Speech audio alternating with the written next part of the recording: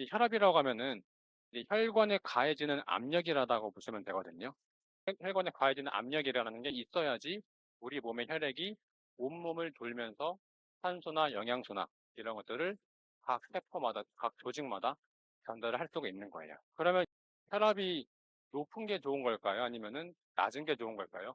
당뇨도 그렇고 고혈압도 그렇고 다음 고지혈증도 그렇고 우리 몸은 늘 항상성을 유지를 하려고 하기 때문에 혈압도 높을 수도 있고 낮을 수도 있어요.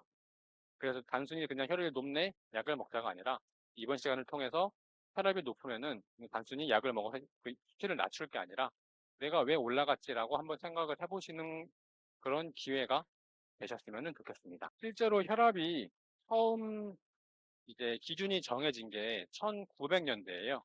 독일에서 하였는데 그때 당시만 해도 수축혈압이 160이고 위반혈압이 100이었어요. 그러다가 1700년대가 되면서 이게 140, 100으로 내려오고 그리고 또 이제 2000년대 되면서 130, 90까지 내려오게 됐어요. 그리고 또 지금 논의가 되고 있는 게 이 고혈압 기준 자체도 지금 140, 90을 130, 80으로 낮추자라고 또 이야기를 하고 있거든요. 물론 이게 모든 사람한테 적용을 하자는 아니고 이제 뭐 사람의 갖고 있는 증상 그리고 뭐 기저질환 그리고 기저질환의 중증도 여러 가지 고려를 해가지고 이렇게 낮추자라고 이야기를 하고 있는데 이렇게 낮아지는 이유가 1900년대에는 160, 100으로 처음 기준을 잡았었다고 하거든요. 그러니까 그거랑 비교해서 계속 낮아지고 있는 이유는 간단하게 생각하면은 이 현재 사람들의 건강 상태가 계속 악화되고 있다라고 볼 수도 있어요. 혈압이 조금만 올라가도 심혈관계 질환이든 다른 질환을 발생하기 쉬운 건강하지 않은 몸의 상태가 되었다라고 보는 거죠. 우선 고혈압이 질병일까요? 아니면은 질병이 아닐까요? 질병이니까 약을 먹고 하겠죠. 근데 저희가 봤을 때는 고혈압이 질병이라기보다는 고혈압은 일종의 신호다라고 보고 있어요.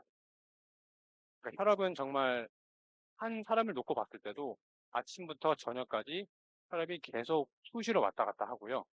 그리고 운동을 해도 혈압이 올라가고 밥을 먹어도 혈압이 올라가고 단순히 여기 있다가 밖에 추운 데 나가도 혈압이 올라가요. 그리고 집에서는 정상인데 병원이든 여기 센터에 오셔가지고 혈압만 재면은 높아지시는 분들도 계세요. 저희는 이거를 신호, 증상으로 보기 때문에 내 몸에 잘 귀를 기울이고 내 몸의 상태가 어떤지 확인을 하시는 게 더 좋을 것 같다고 말씀을 드리고 이런 신호를 느끼셨으면은 왜 혈압이 올라갔지? 라고 하다못해 점심에 뭘 먹었는지 혹은 전날에 뭘 먹었는지 밤에 잠을 잘 못 잤는지 이런 것들을 체크를 해보시는 게 더 중요하다는 거죠. 혈압을 낮추는데 원인을 찾아서 낮추자. 그리고 단순히 혈압의 수치를 낮춰서 혈압을 낮추자. 같은 말일까요? 좀 다르죠, 뭔가? 저희가 이번 시간을 통해서 알아가셨으면 하는 거는 단순히 혈압이 높으니까 약을 먹어서 낮추자가 아니라 혈압을 높이는 원인들을 잘 찾아서 하나하나 해결을 하면서 혈압을 낮추는 쪽으로 포커스를 맞추고 이렇게 생활을 하셨으면 좋겠어요. 예를 들어 여기 깨진 항아리가 있어요. 어딘가 깨져가지고 그럼 여기다가 물을 넣거나 뭐 동전을 넣거나 물건을 넣으면은 당연히 이 깨진 곳으로 계속 뭐가 빠지겠죠? 그러면은 이때 어떻게 하는 게 좋을까요? 뭐 항아리를 바꾸거나 깨진 것을 땜빵을 메우거나 해야 되는 건데 우리 몸은 바꿀 수는 없어요.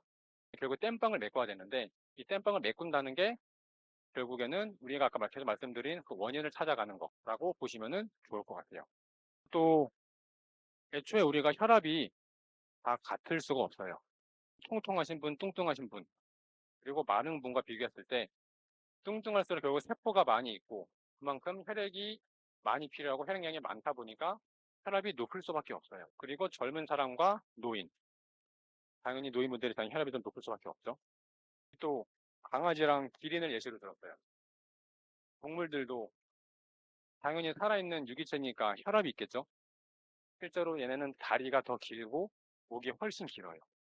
심장에서 굉장히 강한 힘을 줘야지만이 이 혈액이 목까지 올라가거든요.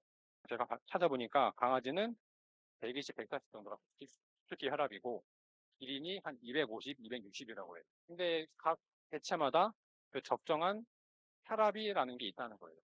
사람도 똑같겠죠. 그리고 또 한 가지는 이제 과거에 비해서 혈압이 또 많이 높아졌어요. 영양분을 과다 섭취하게 되면은 이제 우리가 식사를 많이 먹으면 먹을수록 위를 거쳐서 소장을 거쳐서 혈액으로 들어가게 되는데 혈액에 애초에 들어가는 물질들이 많아지면은 그만큼 혈액이 탁해지고 끈적해지고 하겠죠. 또 문제는 요즘에는 약간 채소, 과일 이런 것보다는 탄수화물, 단백질 위주가 되어버렸어요. 탄수화물은 분해가 되면은 포도당이 되는데 포도당 결국 설탕이거든요. 물에 설탕을 넣으면은 끈적해지죠. 혈액에 포도당이 많아지면은 혈액이 끈적해져요. 그러면 당연히 혈액의 흐름이 느려질 수밖에 없고, 근데 우리는 빨리 분해야 되니까 그만큼 이제 힘을 가해지게 되고, 그러면서 혈압이 높아질 수밖에 없다는 거예요. 결국 혈압은 굉장히 다양한 원인들로 인해서 발생을 하기 때문에 혈압이 높아졌다.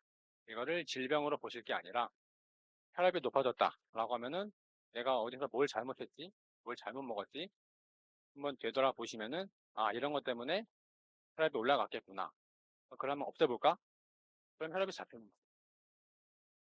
예전에는 뇌출혈이 많았다라고 하면은 요즘에는 뇌경색이 조금 더 많아졌다라고 그 이유가 물론 이것도 원인은 다양하겠지만 혈압약을 쉽게 복용을 하기 시작하면서 발생 빈도가 달라졌다라고 보는데 옛날에는 혈압이 높고 근데 약은 없고 그러니까 압이 높으니까 당연히 터질 수밖에 없는 건데 요즘에는 일단 높으면은 약이 굉장히 잘 돼 있어가지고 약을 먹으면 일단 혈압은 잡혀요. 혈압이 잡힌다는 거는 결국 압이 약해지는 거고 그러면 우리 몸을 잘 돌게 하는 그 힘이 약해지는 거예요. 결국에는 그 흐름이 느려지는 거기 때문에 어딘가에 이물질, 노폐물, 찌꺼기들이 쌓일 가능성이 높아진다는 거죠. 그러니까 터지는 것보다 어딘가가 막힐 가능성이 더 높아졌다라고 이해를 하시면 좋을 것 같아요. 그리고 심근경색도 그래요. 그러니까 심장도 결국에는 세포기 때문에 얘네 자체도 혈액이 필요하거든요. 근데 혈압약을 먹어서 혈액량이 줄어들면은 심장도 받아야 될 영양소나 산소들이 부족해질 수밖에 없고 그러면서 심장도 문제가 조금씩 발생할 수밖에 없어요. 치매가 발생을 할 수도 있다라고 보고 있어요. 혈압이 낮으면은 이 혈류가 늘어진다라고 말씀을 드렸잖아요. 근데 심장보다 위에 있는 머리는 당연히 아래보다 혈류가 덜 갈 수밖에 없죠. 일단 뇌도 계속 혈액을 받으면서 계속 에너지를 쓰고 청소하고 해야 되는데 그런 것들이 조금 덜 되다 보니까 치매 등 여러 가지 뇌 질환도 발생할 확률이 높아진다라고 보고 있습니다. 여기서 가장 중요하게 보실 거는 혈관이랑 혈액을 포커스를 두시면 좋을 것 같은데요. 우선 혈액의 관점에서 왜 혈압이 올라가는지를 보면은 우선 첫 번째가 과식이에요. 그리고 항원물질. 내 몸이 싫어하는 음식. 그리고 뭐 고지혈증이랑 당뇨가 이미 있으신 분들. 뭐 고지혈증은 당연히 혈액 내에 콜레스테롤이 많으니까 그만큼 혈액이 탁해지는 거고 당뇨도 그만큼 혈액 내에 포도당이 많으니까 혈액이 탁해지고 끈적해지고 늘어지는 거고 그러니까 혈압이 올라갈 수밖에 없는 거고요. 그 다음에 세 번째로 수분 부족인데 생각보다 사람들이 물을 잘 안 먹어요. 그러니까 혈액이 줄어들면은 혈액은 줄어들고 안에 있는 찌꺼기들은 그대로라고 생각하면은 액체가 당연히 조금 돼질 수밖에 없어. 그렇기 때문에 수분 섭취가 부족하면은 그걸로 인해서도 혈압이 좀 올라갈 수 있다. 네 번째가 단백질 과다 섭취, 그리고 채소 섭취 부족. 단백질을 많이 드시는 분들 치고 채소를 많이 드시는 분들이 없어요. 단백질 섭취가 많아졌을 때 혈압이 높아지는 이유도 단백질 같은 경우는 뭐 탄수화물, 지방에 비해서 소화 흡수되고 분해되는 게 더 복잡해요. 좀 소화가 잘 되는 분들은 그래도 열심히 꾸역꾸역 또 분해해가지고 쓰이는데 소화가 좀 안 되시는 분들은 잘못하면은 소화가 안 된 채로 그냥 장에 남아있고 이제 이게 부패되면서 활성산소, 뭐 가스, 독소가 생기기 쉽고 그러다 보니까 결국에는 혈압이 높아질 수밖에 없다는 거죠. 그 다음에 염분 과다 섭취. 소금 자체가 그렇게 나쁘다라고 말씀을 드리진 않는 거고 아마 집에서 식사를 하신다라고 했을 때는 염분 섭취를 굳이 조절하실 필요는 없을 것 같아요. 근데 문제는 밖에서 외식하시거나 간식들이나 그런 과자나 빵이나 이런 것들을 드셨을 때는 아무래도 이 나트륨 섭취가 높아질 수밖에 없기 때문에 조심하시는 게 좋겠다고 말씀을 드리는 거고요. 이제 혈관 차원에서 한번 더 말씀을 드릴 건데, 우선 첫 번째로 약물. 당연히 약물 다들 좋지 않다라는 거는 알고 있지만 일단 증상을 완화시켜야 되고 혈압을 낮춰야 되고 혈당을 낮춰야 되니까 어쩔 수 없이 드시는 거겠죠. 그런 소염 진통제나 스테로이드가 생각보다 혈관을 많이 딱딱하게 만들어요. 긴장시키고 수축을 해요. 그러다 보니까 약물을 드시면 드실수록 우리 몸은 굳어서 혈압이 오를 수밖에 없는 거고, 그러면 이제 혈압이 여러 가지 원인에 의해서 혈압이 오르고 내린다라고 말씀을 드렸는데, 그러면 실제로 우리 몸에서 어떻게 혈압이 조절이 되는지 그냥 간단하게 말씀을 드릴게요. 우리 몸에서 혈압이 높다, 낮다를 인식하는 거는 심장에서 인식을 해요. 만약에 우리 몸이 혈압이 좀 낮아졌다라고 하면은 심장이라는 곳에서 레닌이라는 호르몬이 분비가 되고 얘네가 뭐 안지오텐시노겐에서 1, 2를 거쳐서 여러 가지 이런 반응들을 일으켜가지고 혈압을 높이게 되어 있어요. 근데 문제는 이런 일련의 과정을 거쳐서 우리 몸이 혈압을 높이고 낮추는데 약물이 들어오게 되면은 이런 것들을 다 막아버려요. 제가 공장으로 표현을 해요. 그러니까 여기 보이는 심장이든 간이든 뭐 심장이든 폐든 이제 공장으로 한번 표현을 해볼게요. 만약에 공장에서 열심히 이제 일을 해야 되는데 계속 핸드폰을 만들어야 되는데 다른 핸드폰이 계속 들어오면은 공장이 일을 못 하겠죠. 그리고 공장에서 일을 해야 되는데 공장에서 필요한 부품들이 안 들어와. 그럼 일을 못 하겠죠. 그리고 더 많이 만들려고 공장 직원들을 폭사시켜. 그러면은 일시적으로는 도움이 되겠지만 장기적으로 보면은 결국 직원들이 끊어지고 뭐 다치고 퇴사하고 그러면서 공장이 닫게 되겠죠. 그리고 이런 작용들을 약물이 하고 있는 거예요. 그래서 약물을 쓰면 쓸수록 우리의 장기들은 제 기능을 할 수 없게 되면서 점점 퇴화될 수밖에 없다. 그래서 한번 약물을 드기 시작하면은 계속 드실 수밖에 없는 이유가 여기에 있다는 거고요. 그래서 결국 혈압을 올바르게 조절을 하는 방법이라고 하면은 이 혈관이랑 혈액 그 원인들을 다 없애기만 하면은 당연히 혈압은 조절이 잘 되겠죠. 저는 EBM을 만난 계기는 한 7, 8년 전에 제가 코피가 막 한 번 터지면 1시간 정도 걸리고 물만 닿으면 코피가 터졌던 또 그렇게 고통스러웠던 일이 있었는데 EBM을 만난 언니가 여러 명을 이렇게 같이 앉았을 때 이런 일이 있다. 음식을 가려 먹으면 정말 효과적으로 질병 고치는 일이 있다라면서 사례를 들었어요. 그래서 저는 바로 그 다음날 찾아왔어요. 왜냐면 제가 궁금했던 상황이었거든요. 왜 속고를 먹으면 배가 아플까? 그럼 뭘 먹으면 설사를 할까? 저는 가끔 어떤 음식이 들어가면 불편한 걸 느낀 적이 있었거든요. 그래서 바로 찾아와서 그 이후로 음식을 딱 가려 먹었을 때 코피 한 번도 터진 적 없어요. 그래서 음식이 이렇게 많은 사람한테 영향을 주고 있구나. 그러면서 한 2년 잘 지키다가 또 몸이 또 괜찮고 젊고 그때 40대 중반이었으니까요. 근데 한 10년 정도를 이제 잊어버리고 또 살은 거예요. 10년까지는 아니고 한 6년, 7년을. 그러면서 이제 제가 가장 고통스러웠던 건 등에 고혈압이 그때 이제 왜 여기 막 코피 터졌던 일도 있었지만 고혈압이 40대 초반에 굉장히 스트레스 받으면서 제가 폭식을 하면서 그 스트레스를 풀었더라고요. 3개월 만에 5kg가 찌는데요. 너무 왜 이러고 있지 제가? 그러면서 계속 두통에 시달리다가 검사를 해보니까 고혈압이라 해서 약을 그때부터 먹기 시작했는데 섭생을 하면서 이제 제대로 한 거는 2년 하다가 말다가 올 3월에 제가 체중 72kg까지 나갔어요. 관리를 안 하고 너무 방치하고 사는 거죠. 근데 그때 이제 무릎도 안 좋고 어깨 등도 아프고 통도 심하고 그러면서 이제 다시 EBM 생각이 나서 찾아왔어요, 스스로.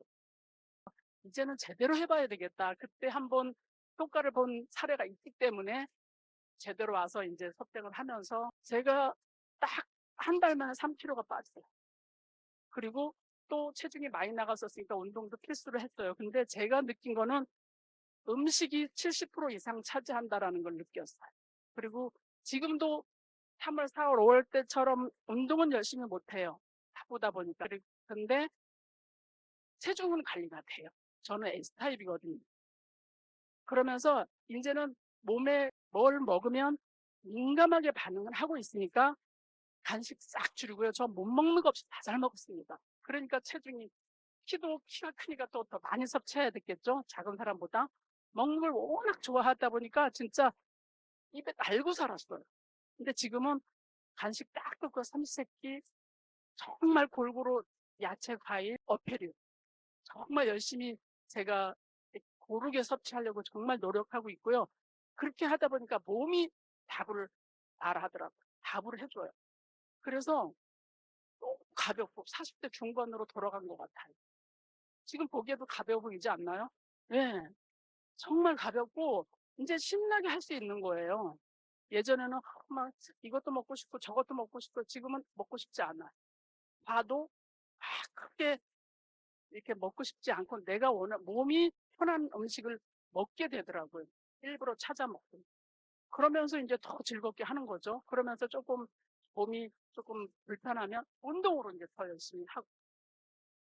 그래서 저는 제가 느낀 부분이 뭐냐면 이별을 만난 건 제 인생에 정말 평생에 한 번은 누구 해봐야 할 검사다. 궁금하잖아요. 내 몸에 잘 맞는 음식이 뭔지.